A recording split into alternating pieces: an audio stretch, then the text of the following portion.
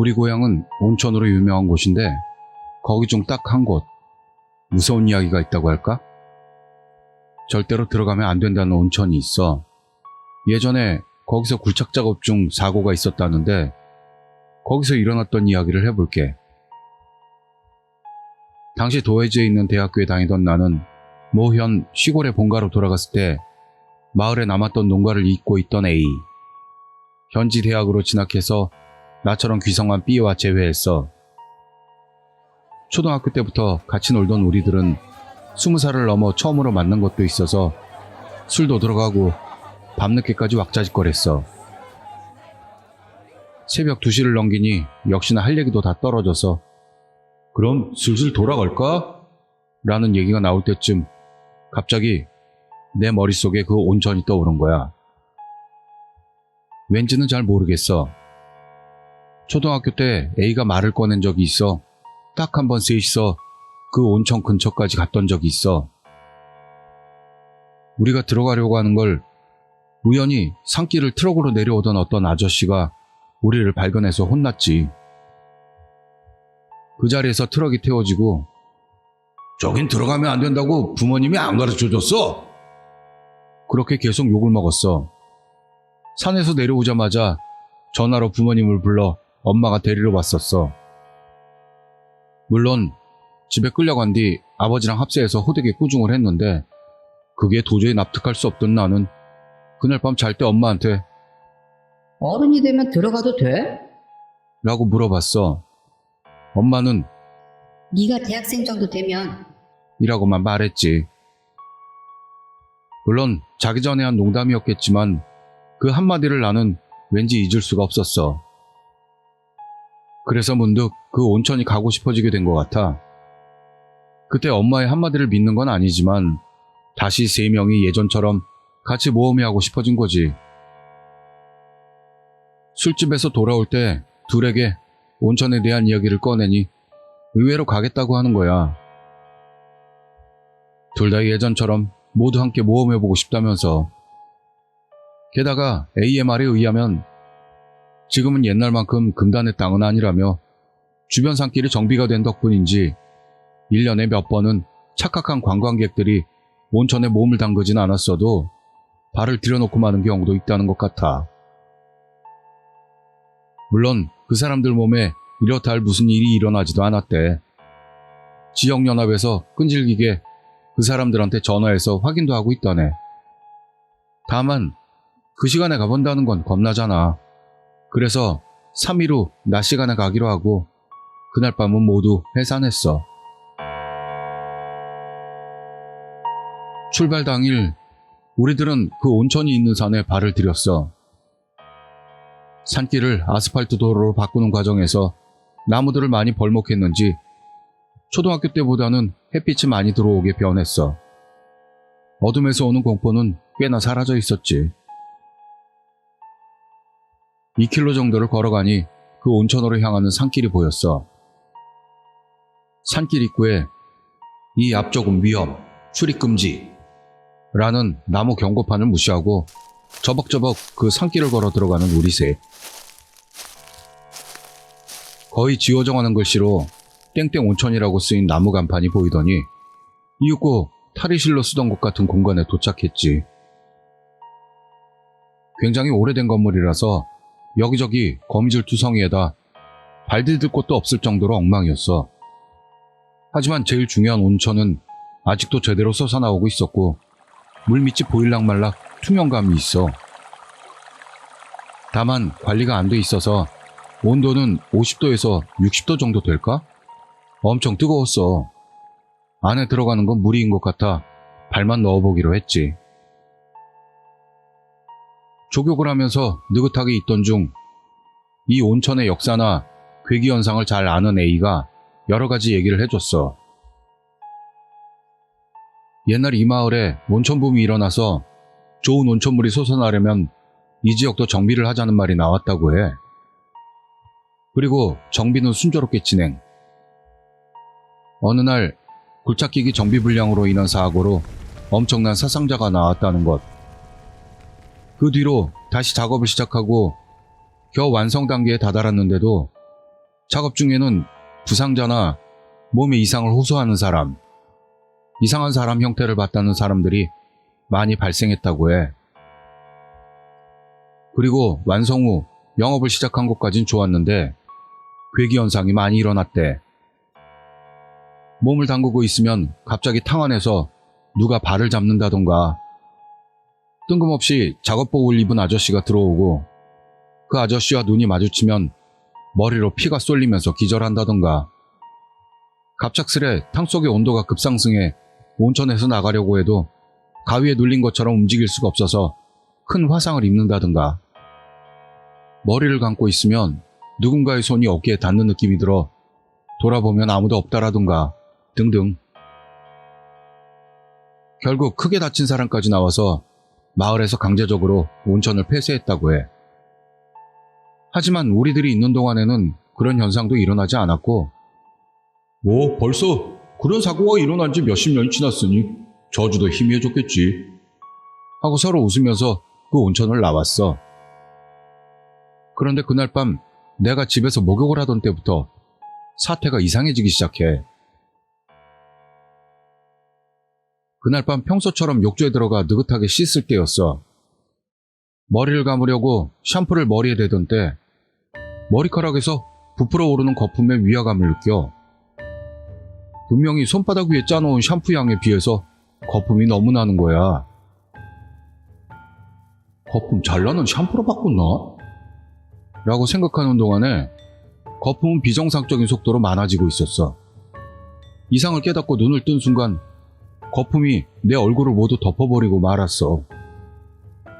막상 거품에 덮여보면 알지도 모르겠지만 그 압박감이 엄청나서 숨을 쉴 수 없게 되어버리는 거지. 얼굴이 거품에 휩싸이던 중 어떻게든 문에 손을 가져다 대려고 해도 눈이 전부 가려진 상태라서 아무리 해도 손이 닿지를 않는 거야. 겨우 손이 닿았지만 이번에는 문이 열리질 않아. 집 욕실 문에는 자물쇠 같은 건 안 달렸는데 완전히 손을 쓸 수가 없어서 생명의 위협까지 느끼기 시작한 나는 필사적으로 아버지랑 엄마를 부르기 시작했어. 그러면서 발을 이용해 겨우겨우 자력으로라도 문을 열려고 해봤어. 그때 누군가가 내 다리를 붙잡더니 문과는 반대 방향으로 끌어당기기 시작하는 거야. 손이 차갑잖아. 틀림없이 욕실 안에 다른 누가 또 있어. 집 욕실은 내가 겨우 누울 정도의 넓이밖에는 안 되지만 그때는 오랫동안 다리를 잡혀 끌려갔던 기억이 있어. 그 손의 주인은 나를 어딘가로 끌고 가려고 했던 걸까? 몇 초 후 내 고함 소리를 듣고 달려온 아버지가 기절해 있는 나를 살려줬어. 다만 현장을 봤던 아버지 말로는 대량의 거품 같은 건 전혀 없었고 욕실 안에는 물론 나 말고는 아무도 없었다고 해. 그저 내가 기절해 있었을 뿐이라는 거지. 약 1시간 뒤 의식을 찾은 나는 이건 틀림없이 그 온천의 저주라고 확신했어. 곧바로 A하고 B에게 연락을 했고 A와는 연락이 닿았지만 B네 집으로 전화를 했을 때는 터무니없는 일이 벌어졌어. 전화를 받은 B의 여동생이 말하길 B가 욕실에서 미끄러져 넘어져 문 가장자리 부분에 머리를 부딪혀 의식이 없다는 거야. 바로 둘이 병원으로 가서 하룻밤을 병원에서 지냈는데 결국 B의 의식은 돌아오지 않았어. 그 다음날 밤에 B는 죽었어. 낮에는 우리 물음에 반응할 정도로 회복됐었는데 밤이 돼서 용태가 급변하더니 그대로 사망했어. A한테 내가 겪은 일을 얘기하고 이건 틀림없이 저주라고 말했어. A는 전날 밤 욕실에 들어가기 전에 내가 전화를 한 바람에 겨우 아무 일 없었지만 그게 저주라는 인식은 나와 같았어. 거기다 A는 B 여동생에게서 황당한 말을 들었대. B가 그 온천에서 발을 담갔을 때 뭔가에 발목을 잡혔다고 했대. B는 우리를 불안하지 않게끔 입을 다물고 있었던 걸까? A와 나는 강한 책임감을 느꼈어. 이제 금족지는 아니게 된 거라는 소문을 알려줬던 A. 애당초 처음에 가보지 않겠냐고 말을 꺼냈나. 결국 그것들로 제일 관계도 없는 B를 말려들기 위해서 죽인 꼴이 된 거지. B의 가족에게 이런 일을 말했다간 어떤 얼굴을 할까? A와 나는 때가 될 때까지는 입을 다물기로 합의했어. 하지만 B의 여동생이 누구한테 발설했는지 B가 그 온천의 재앙으로 죽었다는 말이 시골인 이 마을의 소문으로 순식간에 퍼졌어. 물론 그 소문은 그날 내가 욕실에서 기절한 걸 구해준 아버지 귀에도 들어가게 됐어. 끈질기게 추궁당한 나는 결국 그날 셋이 그 온천에 갔던 것을 자백하게 된 거지. 즉시 A네 가족, B네 가족, 우리 가족과 지역 온천 연합 사람들이 모이게 됐어. B의 엄마는 나와 A를 죽일 듯 노려봤어. 연합회장 할아버지에게 모임이 시작되자마자 정말 그렇게 들어가지 말라고 말했는데! 라며 꾸중을 들었지. 연합 사람들에게 그 온천의 원념은 약해지기는커녕 해마다 강해지고 있고 관광객들이 거길 들어가 버리는 것도 그 원념 때문이다. 들어갔던 관광객들은 뭔가에 이끌리는 것처럼 그 온천에 들어가고 말았다고 모두가 이야기한다. 라는 말을 들었어. 그리고 그 온천의 이름은 이 지방의 오래된 사투리로 두 번째, 다시 라는 뜻으로 저주도 두 번 그 온천에 들렀던 사람들에게 내려온다고 해.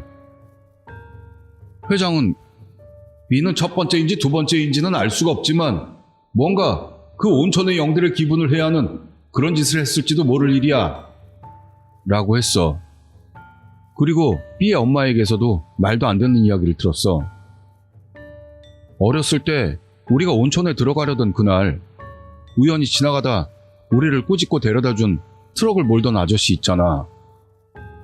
그 사람은 분명 그 지역 사람이라고 생각했는데 B의 엄마 말로는 처음 보는 사람으로 당시에 애인의 엄마도 B의 엄마도 수상하게 여겼었다고 해. 그래서 연합 사람들과 상담한 후 혹시나 해서 그 온천 사고로 죽은 사람들의 사진을 봤더니 그 아저씨하고 비슷한 인물이 있었다고도.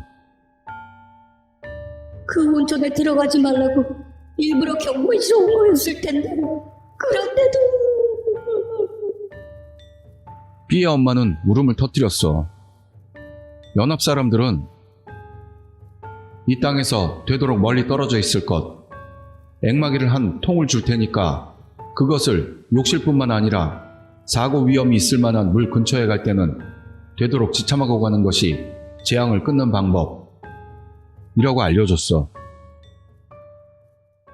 나와 부모님은 이 땅을 떠날 각오를 하게 돼. 이게 대체적인 경우야. A도 그 땅을 떠나려고 했는데 부모님이 대대로 농가로 살아왔으니 너나 우리나 도시에서 살 수는 없잖냐? 라는 맹렬한 반대에 부딪혀 결국 마을에 남기로 하게 된 거지. 그 후로는 자기를 피하는 주위의 시선, B를 죽게 만들었다는 자책감 등 여러 가지가 쌓이게 된 것 같아. 그 땅에서 떨어진 먼 곳에서 A와 수차례 만난 적이 있었는데 그 고뇌는 나도 잘 느낄 수가 있었어. 나도 A에게만 B의 사망사고의 책임을 짓게 하지 않으려고 필사적으로 격려해줬지만 A는 옛날부터 고민을 혼자 떠안는 타입이라 좀처럼 사태는 좋은 쪽으로 바뀌질 않았어. A가 이대로 어떻게 되어버린 건 아닐까 하는 생각도 있었지만 마침 고직활동으로 바빠진 것도 있어 결국 마지막 1년은 A와는 만나지 않게 돼버렸어. A가 극단적 선택을 했다는 연락을 받은 건 겨우 취직 자리도 결정되고 이제 다시 A와 만날까 하던 때였어. 물론 장례식에는 가지 못하게 해서 단편적으로밖에는 정보가 없지만 욕실에서 손목을 그어서 죽었다는 거였어. 욕실에 그 앵마기를 받았다는 통이 있었는지는 몰라. 다만 A 자신의 의사로 극단적 선택이라는 선택지를 골랐다면 그건 이미 저주와는 관계가 없게 된 걸 거야. 하지만 뭔가 이끌리는 것처럼 욕실에서 죽음을 선택했다면 그건 역시 저주가 되어버리겠지. 사망에 이르는 경우에 어떻든 결국 나는 두 친구를 잃어버렸어. 이 사건의 계기를 만든 건 나.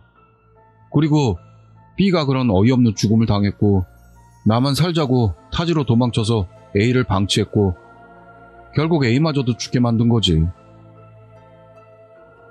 앵마기를 받았다는 통 때문인지 지금도 내 주위에는 이상한 현상이 일어나지 않아. 하지만 요즘 들어 나는 그 온천의 영들보다도 A와 B 둘에게 저주를 받고 있는 기분이 들어. 지금도 그 온천은 있을까? 나는 알 수가 없다.